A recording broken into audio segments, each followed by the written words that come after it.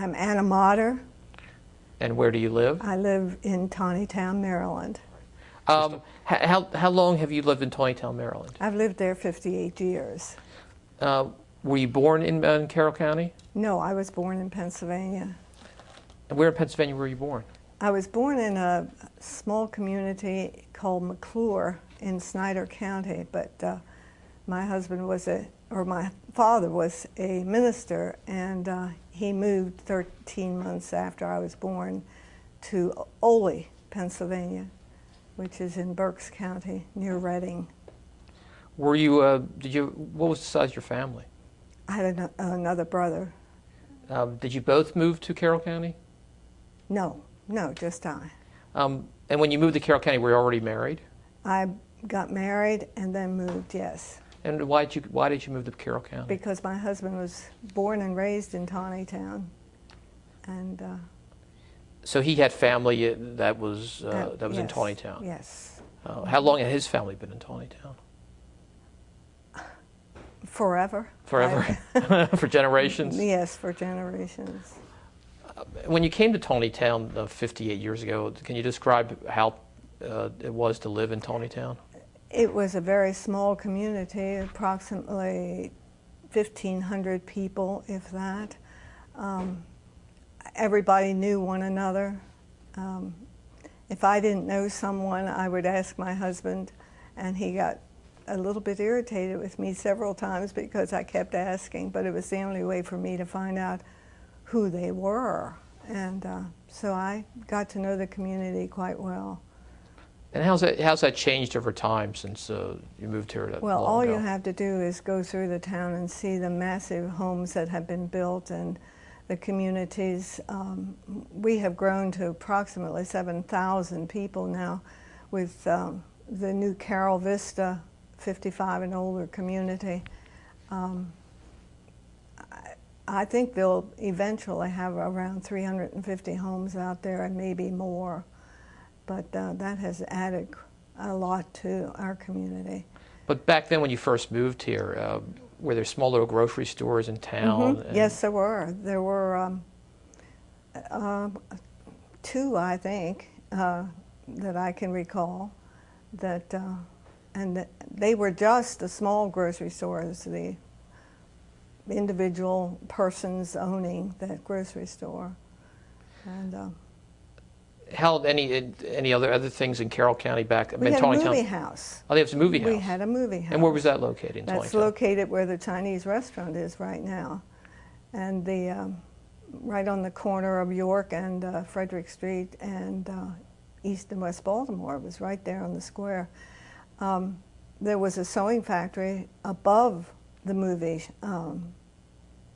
theater that was owned by a man named George Schreiner, who lived right in Taneytown and had the sewing factory. How long did the movie house stay there? It left in, I want to say maybe the late 50s. I'm not quite sure of the date on that, but I know that we visited that quite often.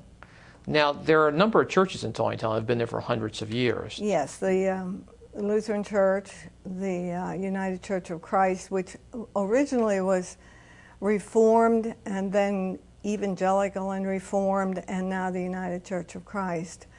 It probably, the Lutheran Church celebrated their 250th a number of years ago. We just celebrated ours last year. And what is your church? You said your church? The United Church of Christ. Now, did you join that church when you first arrived in Taneytown? I did, and as I say, it was Evangelical and Reformed. My husband always said that he moved me south and reformed me because I was born Lutheran.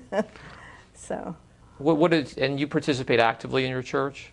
Absolutely. I was the choir director for 35 years. When did you start being choir director? I was hired by a church in Littlestown in 1959, and that was the United Church of Christ also. And then in 1971, I came to Taneytown. Actually, I had both the choirs in Littlestown and Taneytown.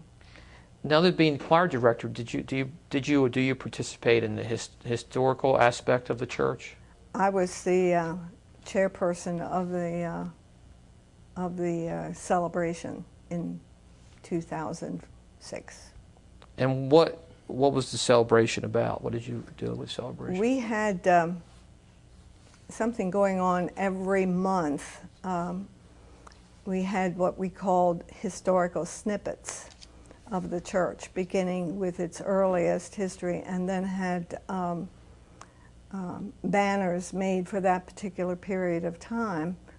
And as we gave the historic snippet, the banners were brought forth and hung around the church. Can you tell me some of the significant contributions that your church made to the history of Taneytown? Just a matter of being historic, first of all. The first building was called the Old Yeller Church, primarily because that's how it was painted. And we have a plaque denoting that in our cemetery. But over the years, it's been a very active church within the community. I can't just name all of the things that we have done, but presently we are housing what we call the Grace Learning Center, which houses about 20 children for learning purposes, preparing them for kindergarten. Is there anything else you recall about your church that they participated in some event in the past? Well, we participated in the celebration of the 250th anniversary of our town. We had floats. Each time we had any kind of history, we had floats. We're just a church who is very open and willing to help anyone. We're part of the ecumenical movement in Taneytown. So, let me talk about your education. Where did you go to school? I went to Gettysburg College. And before that? Before that, I went to Ole High School. Okay. Graduated there in 1945. And then you graduated from Gettysburg College? 1949. And what did you do after that, after you graduated? Then I started to teach. I taught 1 year in Pennsylvania before I was married. And then I taught 2 years in Carroll County. I taught music as an itinerant music teacher. I taught in 5 different schools: Sandymount, Mechanicsville, Uniontown, Winfield, and Charles Carroll. And then I raised my children. I had 3 children after that. And then when they were ready for school, I went back to teaching. I was called and said there was a position open in Taneytown, and that's where I went and stayed there until, that was in 1961, and then I stayed there until 1977. So your teaching career spanned almost 30 years. It did. Mm-hmm. Can you explain how did teaching, if it changed at all, changed over that period of time? I'm not sure that teaching has changed. I think that discipline has changed, the discipline of the children.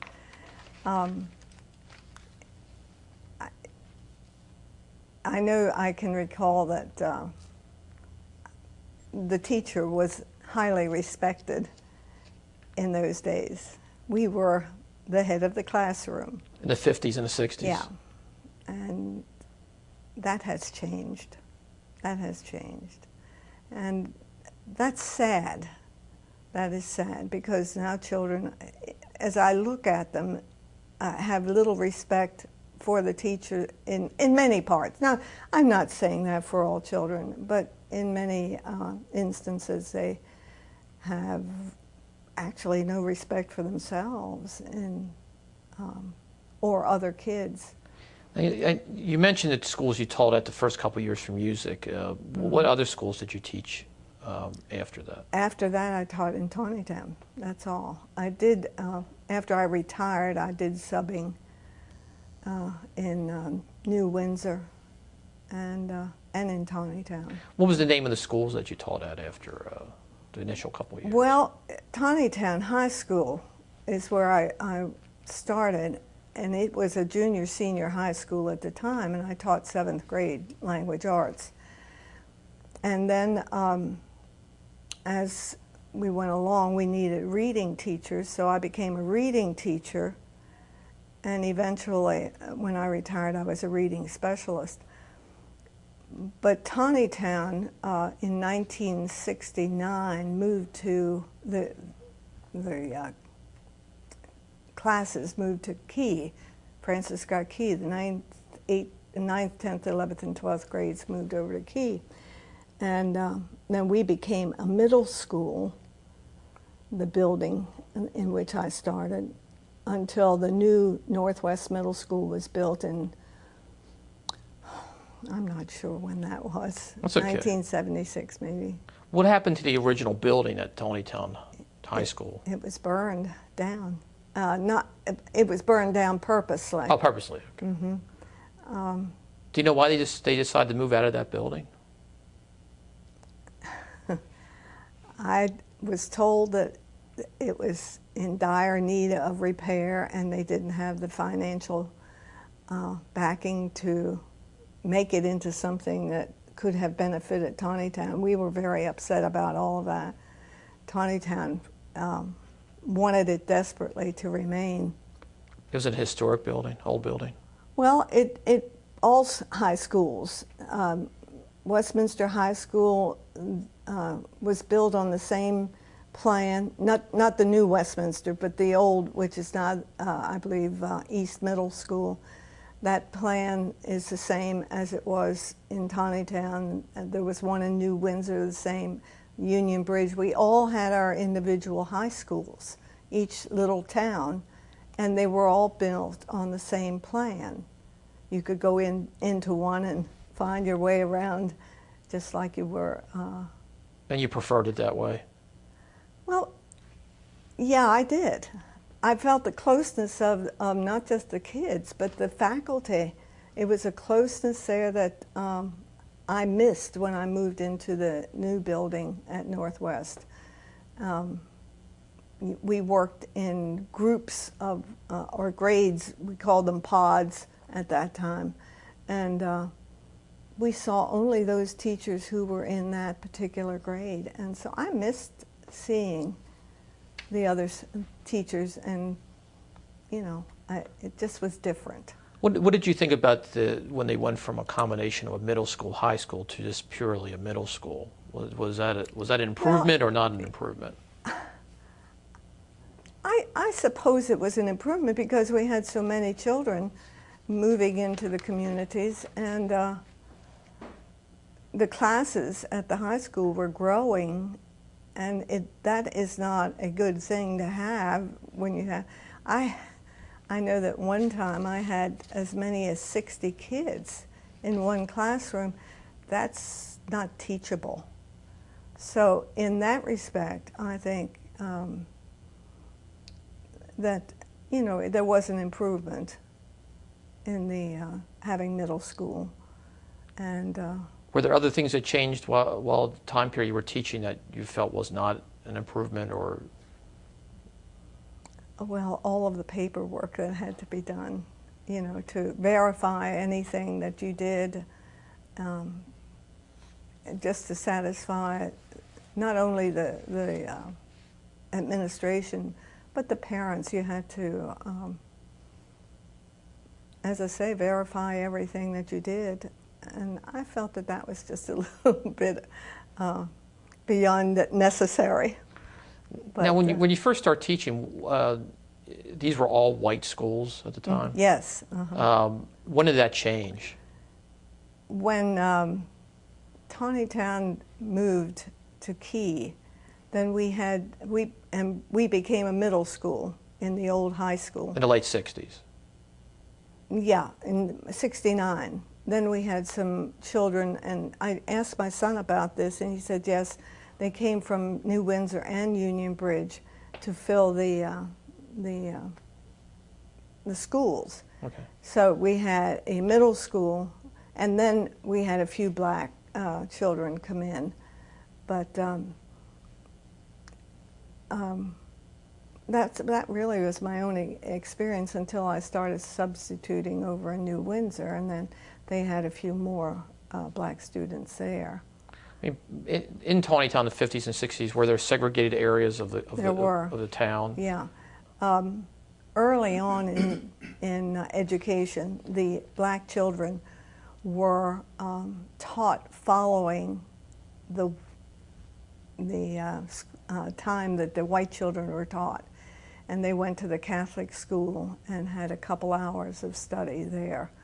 But most of the blacks in our community were all one family, interspersed, and they went to the Catholic church. And I recall they had to sit in the back pew. They were really segregated. And there was one girl that I recall had a beautiful, beautiful soprano voice, and they would not allow her to sing on the choir because she was black. And I thought that was bad, because I came from a community that I didn't know any, everybody was one. And was that a shock to you when you moved to Taneytown from Pennsylvania? It was absolutely a shock. Now, were there certain areas in town that African Americans lived versus white people lived? Most of them lived, they lived together. Let's just put it on one street. What street was that? Do you remember? I knew you would ask me that. It's now at the corner of Westview Avenue. I can't remember the other street that goes by there. I should, but I don't. What is it about Taneytown that you like? The small townness of it, and that's what's really bothering me, because we're losing that small town. We're losing the shops downtown. We don't have that anymore. And why do you think that you're losing that? I don't really know, except that the bigger stores are around, and individuals just cannot keep going with their little shops. It's not paying. It's always money. So. Now, when you first moved in Taneytown 58 years ago, were there more farms surrounding the town? Oh, yes, absolutely. The farmlands now have been developed into homes. We had where Roberts Mill Road is, that was all farmland back there, and the gentleman sold off that land, and now that's all built-up community. And the farmers just couldn't make a go of it. We have a few farmers who are still surviving, but I think of Mr. Carroll Wilhide, who is, I think, around 95 years old. They still have their farm, and it's still in their family. There's a Rafe Snyder farm outside of Taneytown that's still farmland, but there aren't too many around anymore. The Bollinger farm that was on the north side of Taneytown is now Meadowbrook Housing. They sold all that land to housing. How do you think that affects your enjoyment of living in Taneytown and others' enjoyment of living in Taneytown? Well, I've lived in my house for 56 years, and I just love my house. I don't want to move out of it. And the streets are still the same. York Street, Frederick Street, East and West Baltimore. The central part of Taneytown is the same. We're going into a new phase now in a few months, I think, maybe half a year, maybe the beginning of the next year, where we're going to have streetscape come in and just refurbish everything, especially. Well, that will run from the square to Antrim, where Antrim is, and also out to the Memorial Park, and then part of Frederick Street and part of York Street will be part of that streetscape. Are they going to attempt to try to divert some of the traffic off of the main road, or they can't do that? Eventually, they, of course, are looking for a bypass, and it's been in the works for so many years that I'm sure I won't live to see it. But it needs to be done. Those huge trucks that go through town are just breaking up the road, and the traffic is very heavy through town, very heavy. And that's obviously changed since you moved in 58 years ago. Absolutely. I don't think I said anything about the businesses in Taneytown, but one of the main businesses was Cambridge Rubber Company, and that came down from Cambridge, Massachusetts to Taneytown in 1937, and they had as many as 1,000 workers during the wartime. They bust them in for employment. And then the building burned in 1942, but was rebuilt, and they had a factory in Littlestown and had various little arms of the factory in some of the smaller communities around. But it was a large business in Taneytown. They made rubber footwear and eventually canvas shoes. They supplied World War II with boots and raincoats. They had a tremendous business. And it closed then in 1987 because of the competition from Japan and China. And so you've seen a number of small businesses, family businesses go out of business. And we had several sewing factories that have gone out of business, and so yeah, those are things that I didn't like to see leave. But Taneytown has a number of events that they sponsor every year. Mm-hmm. Are you involved in any of those events? I was. When we became a Main Street community in 2000, I was on the board of directors for quite a number of years, and I was also chair of the Taneytown Zoning and Planning Commission. That's wrong. It was the appeals board that I chaired, not the zoning and planning. But I chaired that for 15 years, so I was involved in the community and helping to prepare for events that took place. And some of those events were? Well, I can't. We had an ice cream social. That has stopped, but we had that annually for a while. The other event that wasn't sponsored necessarily by Taneytown, but by the Caring and Sharing Ministries, was the community chorus, which I directed for 20 years. And that brought a lot of people to town for that. You had outside performances or inside the church? How did that? Inside my church, the United Church of Christ. That's where we held it. And only one concert a year, and that was the first Sunday in December. And did that help raise money for the town, or? Not the town, but for the Caring and Sharing Ministries, for the people in town who needed help. And so it was just a free will offering that was offered, and they gained a lot of help that way. Can you tell us a little bit about that event every year around Halloween, that pumpkin event? I don't know too much about that, except that I know that our daycare or our learning center does pumpkin people, and it'll be on our lawn at the church. And I know that the dentist, the orthodontist out at the end of town always has pumpkin people. And there are various organizations in town that have them around. And it's sponsored by the Main Street community. And that draws a lot of people in every year also, doesn't it? I think so. You know, I've gotten out of that part of it when I no longer am a member of that board of directors. I just felt there were other people that should take over. But I've been a member of the Heritage Committee, which was formed in 1987, and I've been a charter member of it, and I still am very active with that. Now, what's the Heritage Committee? It's the Historical Committee in Taneytown. And Taneytown has a historical building, a historical society. Mm-hmm. Can you tell us a little bit about that?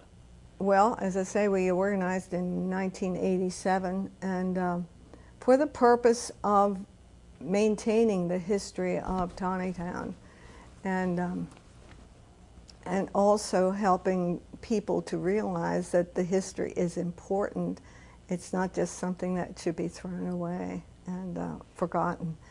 And so we do our own thing. We have meetings 6 times a year and have speakers.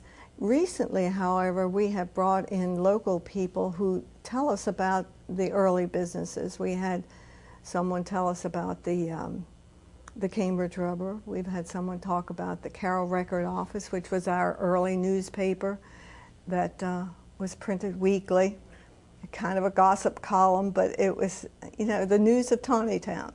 And so we had someone talk about it. We've had people talk about the churches and the history of the churches. So, and we find that the people in Carroll Vista are really very excited to hear about the history because they're older people and they want to know about the town into which they have moved. Now, did you participate in doing what we're doing here today, is to record other persons? We did that. We did not do it by video. We did it just by tape. And from it, we made a calendar. I should have brought a copy along, but I didn't, to celebrate our the anniversary, which was the, let's see, I'm trying to think. Taneytown celebrated in 2000. In 2000, that's what it was, and so it was their 250th anniversary of Taneytown, and we celebrated by making this calendar, and we also had postcards, like the old postcards, as souvenirs, and so there were a lot of things that we've done. We've had a coverlet made with all of the pictures, and that was a one-time thing that we did. We've had coasters, pewter coasters that depict the town office. But the audio interviews that you took, where are those located? Right now they're with me. Oh, okay. They will be eventually in the museum and kept there for historical purposes. You know about how many you did? Or the Historical Society did? We did 12, and we have the tapes recorded. We also have it all typed out. One of the girls did the write-up on it, and so it's available and will be put in the museum as soon as the museum is trying to do things with certain areas of their building, and so I talked to one of the ladies who's running it that whether we could store that in the museum, and I think that's where it should be. Where's the museum located? Right in the center of town, at East Baltimore Street. About it was the old savings bank. It was an old bank, and the town took over the building. It's maybe a quarter of a block down from the corner of West Baltimore Street. And recently there was an exhibit there that dealt with your family. Is that true? Well, it was a Civil War exhibit, and I had my great-grandfather's discharge papers were there. However, my great-grandfather was not native of Taneytown or Carroll County. He was from Pennsylvania, but and served in the Civil War as a cavalryman and fought in 32 battles. And I have that memento from him. So. I feel very proud of that. Well, thank you, Mrs. Motter, for your time today. Well, I hope I've helped some. I appreciate your asking me to do this, and I'm glad to be here.